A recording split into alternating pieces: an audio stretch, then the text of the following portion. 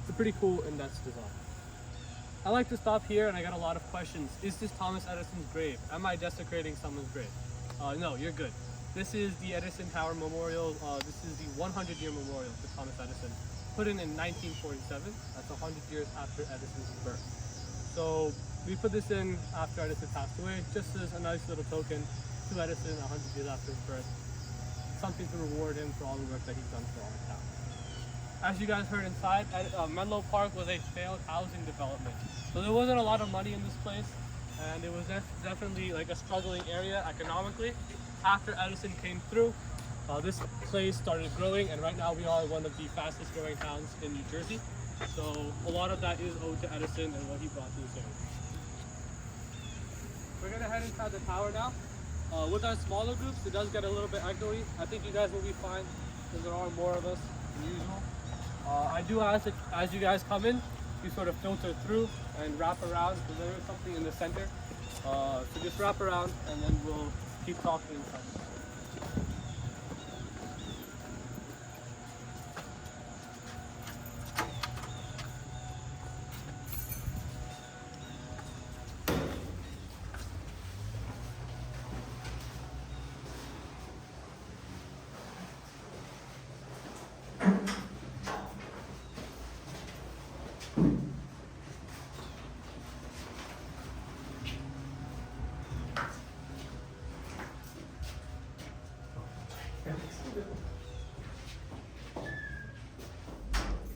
So welcome to the spookiest part of your tour.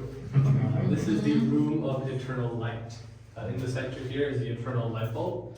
It is one of the longest continuously lit bulbs in the world. It has been illuminated since 1929, when the first version of this tower was built.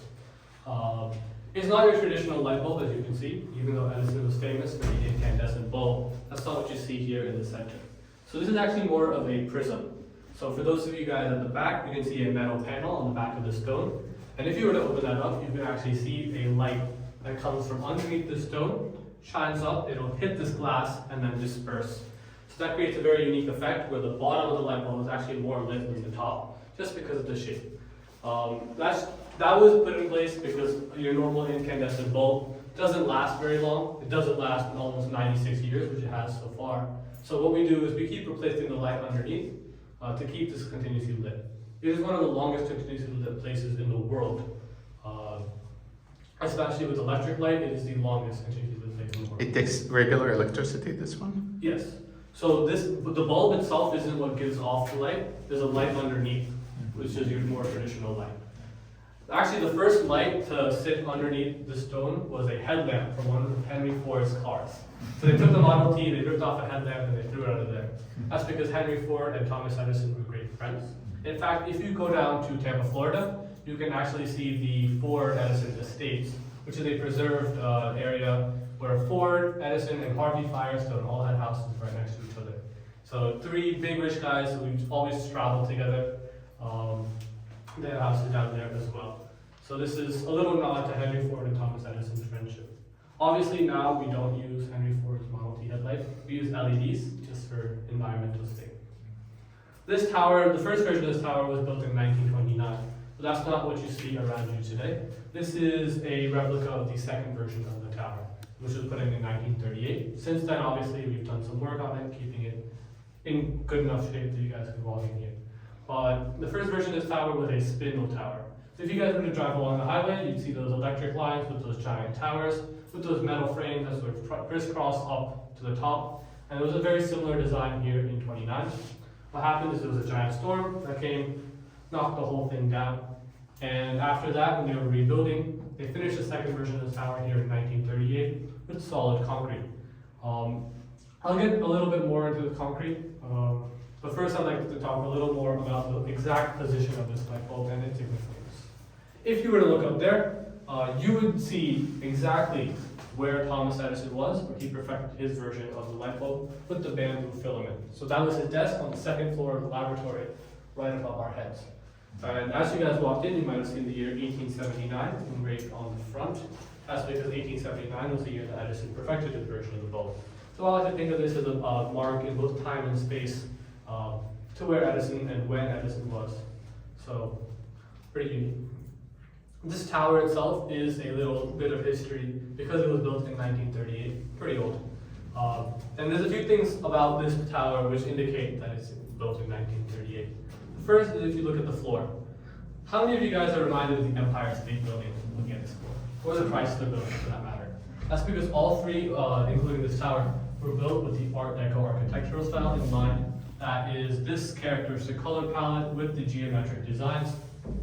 And it was just the way architecture worked at the time. So there was a little bit of that influence in this flooring, which we've maintained, of course.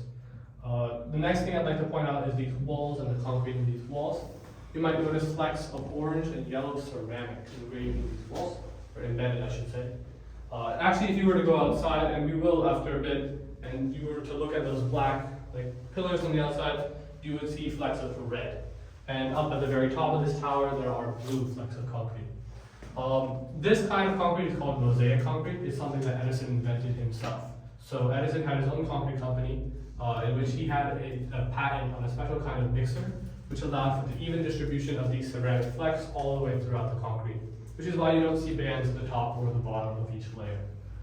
Fun fact about the concrete, Edison's tower, this tower, the architect actually used different colors of concrete all the way throughout. We're going to head back outside in a little bit, and you'll be able to see how as you get closer to the top of the tower, the actual color of the concrete gets lighter.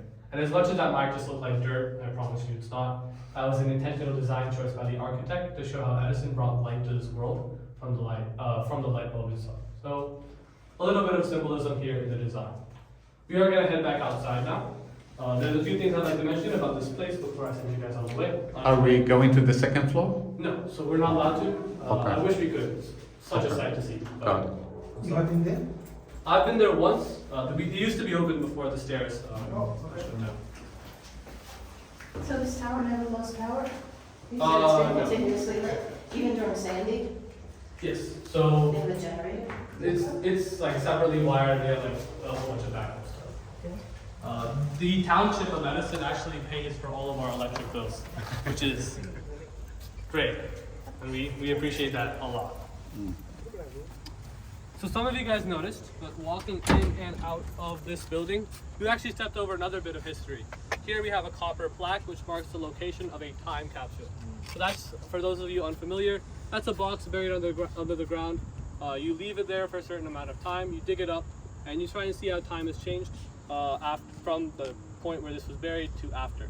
This one's very special in that it has a list of every single person who worked here during Edison's 6 years here at Menlo Park.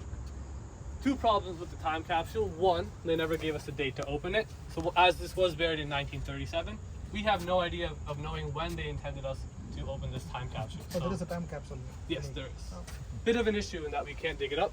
And when this place was put on the National Register of Historic Places, it became illegal to dig here. So yeah, we might never know just how many people work here.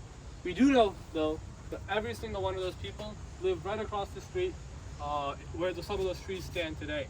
That's the location of the Sarah Jordan boarding house. That did burn down after a while, but that's where every single person who worked here used to live. So Edison was famous, one of his biggest contributions to science, and something he was famous for here at Menlo Park, was bringing thinkers from different fields all together and sticking them in one giant room and seeing what they could pop out. He brought a whole bunch of different physicists, chemists, electricians, engineers, and he created a modern research and development system, which is what you see in a lot of laboratories today. So again, a list of all those people is in there.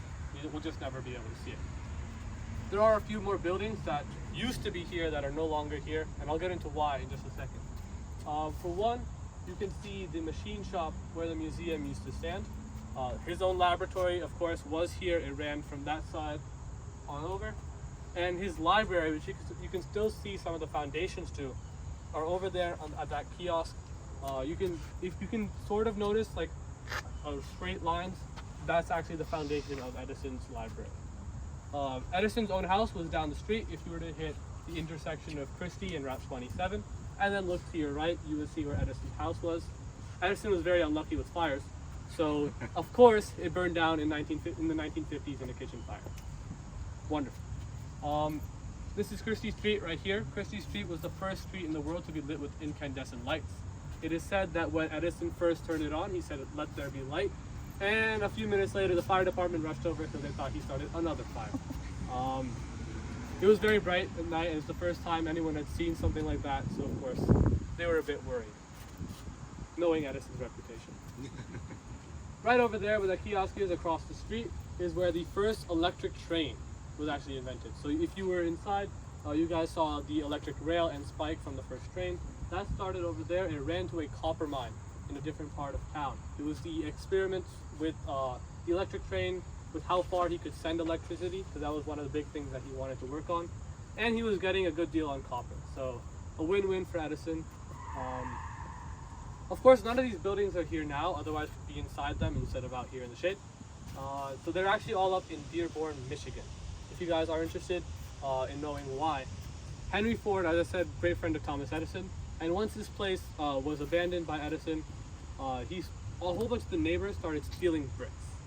That's because it's a lot cheaper to steal bricks than it is to buy bricks. So what ended up happening is this place began falling in a little bit of disrepair.